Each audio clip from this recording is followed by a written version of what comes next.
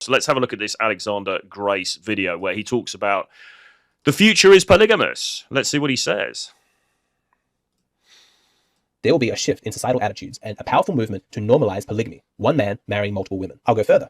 I predict that this movement will not be spearheaded by men, but by women. In fact, the right to share a man in marriage and to be one of many wives is going to become a rallying cry of feminism. Right now, that might seem outlandish. A man having multiple wives, that seems like a male fantasy, the ultimate expression of the patriarchy. Why would women, under the banner of feminism, ever push for such an arrangement to become normal? If that seems unbelievable to you, just take a step back and consider how much feminism has changed in the last 50 years. If you took a feminist from the 1960s and you put her in a time traveling machine to the modern day and you showed her what currently passes as feminism, she wouldn't believe it. I've got her in my time machine, I take her to the current day and I show her interviews of pop stars who are dancing around on stage and in music videos dressed in barely anything, mimicking sex moves. And I tell her that these women are feminist icons doing it for female empowerment. Then I show her how women dress on a night out. I take her to nightclubs and she sees all the women in miniskirts and tight dresses and low-cut tops. And I tell her that any suggestion that these women should dress more modestly would now be considered chauvinistic. I show her Instagram and OnlyFans and tell her that there are women, even some of them teenagers, who are taking off their clothes for strangers on the internet and saying that they have never felt more empowered. The feminist from the 1960s would think that I'm playing some kind of practical joke on her. She's like, I'm not going to buy this. There's no way that this is real. This is a male fantasy world. You know, these women have reduced themselves to the level of sex objects just to appease the male gaze. No, I'm not buying it. There's no way that this could be considered female empowerment. And yet, this is what has happened. And as jarring as it may be to that original 1960s feminist who wanted women to enter the workplace and to have a life completely separate to men, you know, an existence that was meaningful and not defined by her relationship to men,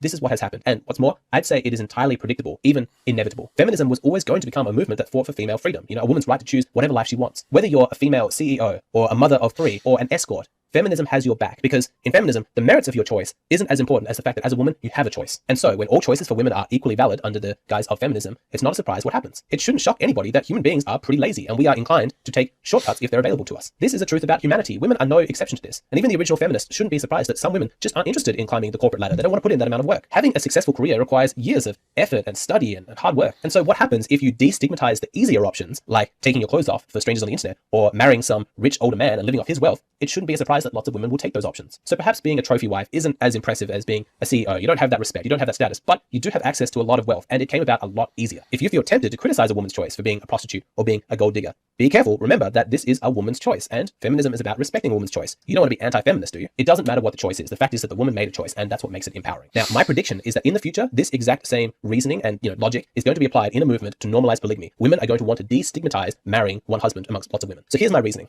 Women are hypergamous, okay? So they want to marry the highest status mate that they can. They want him to be strong and handsome, which means that he has good genes, which will get passed on to their children. They also want him to be rich and successful so that he can provide for their children and also give her a luxurious lifestyle. Now, in Western society, every year that goes past, the gap between the winners and the losers of society gets bigger. Fewer and fewer men can claim to be at the top of the pyramid, whereas the number of men who feel like they're at the bottom of the pyramid continues to increase. In terms of resources, the rich men are ruling society and they create laws to protect that wealth. And so the rich are getting richer, but the poor people can't escape the inertia of poverty. This gap is also widening in terms of biology, because good-looking men tend to marry good-looking women and they have children together, which means that the good-looking genes get all concentrated in those families, whereas ugly people are marrying other ugly people, creating ugly children, and the gap just gets bigger and bigger. So in practical terms, what this means is that there is this small percentage of men at the top of society who have the resources, the status, the good looks, and all of the women want to be with these guys, but they can't all have them. There's not enough guys to go around, and unfortunately, monogamy is the enforced social structure of our society, and any straying from that brings about some social stigma. The top status man takes a single wife, and all of the other women who wanted to be with him, they all have to settle for, lower to middle of the road men, all the while secretly wishing that they could have been desirable enough to get that guy. Now, for lots of women, monogamy will always be the preferred relationship structure because they like the feeling of having exclusive use of that one man's resources, and they like the fact that they exclusively get to enjoy his affection and his devotion. But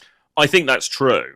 And I don't think actually, I think one argument against this whole thing is that I believe that there are women who are very much anti this. I think there are women who would absolutely not countenance this at all. Okay, this whole just playing devil's advocate here for a second.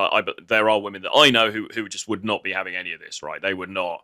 They would just be like, what, you mean I'm sharing this dude with other girls? No fucking way. I would not entertain that. So I do believe that. And I think this is one of the things where the sort of the difference between the rhetoric that we hear online versus the reality is there is a gap. However, we're talking about more overall generalized trends. And I think that he has got a point here.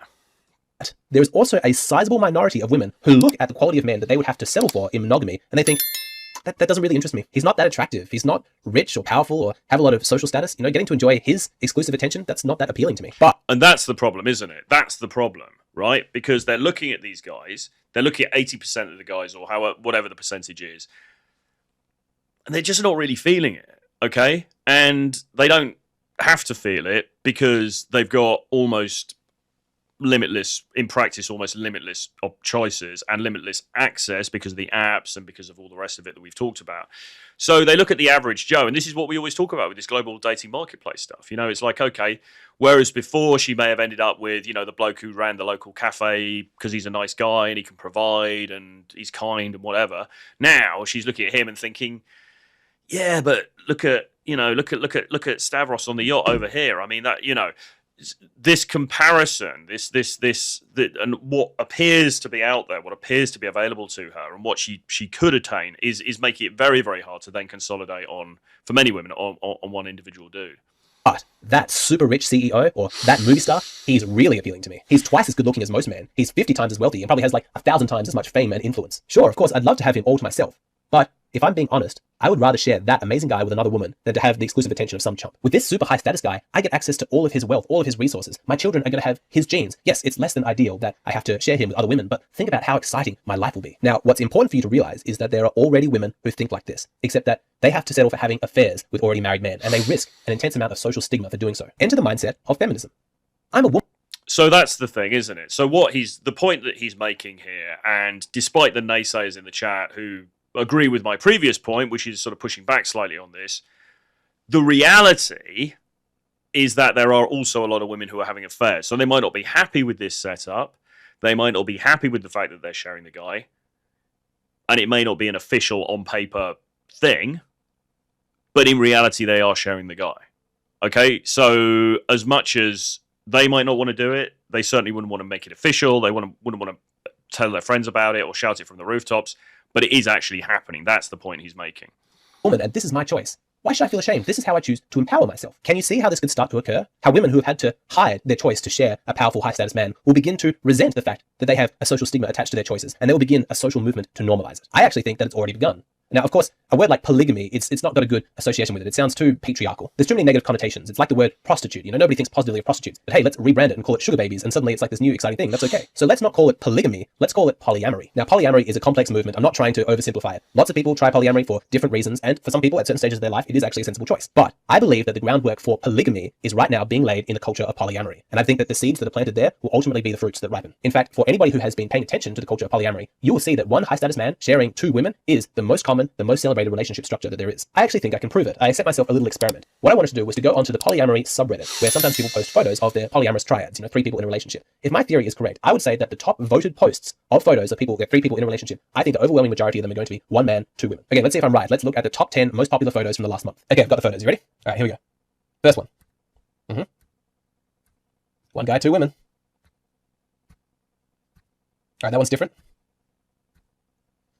And there you have it. 8 out of the 10 most popular photos from the last month of polytriads had that dynamic of 1 man and 2 women. This is what I'm saying. The seeds for this are already being planted. And I don't think that it's a coincidence either that female bisexuality is on the rise. Remember these graphs from an earlier video? You can see that there has been an explosion of female bisexuality. You know, the rate of increase is just incredible. Look at this graph. It used to be that female bisexuality sat at around 10%, but in 2015, it's at 40%, which means that now in 2020, it's probably even higher. And in this graph, you can see how much more common it is for women to have had a sexual experience with another woman. Now, I'm not saying that in a polygamous arrangement, the women have to be sexual with each other, but a certain degree of female bisexuality certainly makes the arrangement a lot more palatable. And what caused this increase in female bisexuality? Did women's biology rapidly change in the course of a couple of decades? No, of course not. What changed was societal attitudes. Homosexuality and bisexuality are a lot more accepted now, and women are responding to the culture. Us human beings, we like to think that our sexuality is untouchable, you know, unchangeable, that somehow it's been divinely ordained, or it's just inbuilt into our biology. You know, our sexuality, our relationship structures, those are just set and they're never going to change. But that's just not true. We are highly social creatures, and our sexuality and our relationship structures will change based on changes in the culture. Some people will say, but haven't humans always been monogamous? Or they might flip it and they'll say, well, of course human beings will be polygamous. That's how we are in our natural state. Neither of those statements is true. Human sexuality and relationship structures have changed numerous times throughout human history. And if you look... Yeah, okay, all right. So, look, interesting stuff. He makes quite a compelling case here. I think we've probably watched enough of that now, but he makes, again, this case that this is where things are heading. And even if it's not happening... So you've got to recognize the difference between, okay, this is an officially mainstream sanctioned thing and people are talking about it and it, you know, it's out there, it's in the culture, versus, okay, but what's happening covertly? It's the old thing of like, don't listen to what people say, look at what they actually do, okay? And it would seem, you know, you look at stats for infidelity and so on and so forth, it would seem that this is increasingly happening. Now, whether the women in those situations are happy with it, there probably many of them aren't. I do agree with some of the comments in the chat who are saying, you know, women would you know, many women, maybe most women. He's talking about a sizable minority. Many women, of course, would ultimately what they really want is the undivided attention of the super alpha guy who's going to be there and provide and all the rest of it. But what if she can't get that? What if the choice is not, okay, well, I just want that? What if the choice is, well, either I share that dude, or I share that dude and there's no questions asked, but I kind of share that dude, or I've got to marry boring Joe from down the road who I'm not really attracted to, I don't really want to be with, he's a boring chump, etc., etc. Okay, that's the problem. All right, that's the fundamental issue. And you know, whether this will come to pass in a big way or not, it remains to be seen. But I think it's an interesting thing to talk about. And as I say, it does seem to be being driven by women's raised expectations, which is a result of, firstly, the shifts in society that have, you know, given them greater, you know, earning power and ability to transcend socially, and also everything that's happened with the apps and everything that's happened with, you know, Instagram and the connectivity that's created and so on and so forth. So interesting times, right? There's definitely something brewing here. And, you know, and furthermore, this notion of the top percentile of guys getting all the action versus a much larger pool of guys who are getting not very much or substandard action or nothing at all absolutely seems to bear out in real life as well as online, okay? And that's really what we need to find a solution to here. And the solution ultimately is self-improvement plus understanding female psychology plus becoming socially free, socially confident, and learning some riz, some charisma, or the ability to interact in a sexually kind of interesting, kind of exciting way when you're dealing with these women, okay? Because that's going to put you above 90% of other guys.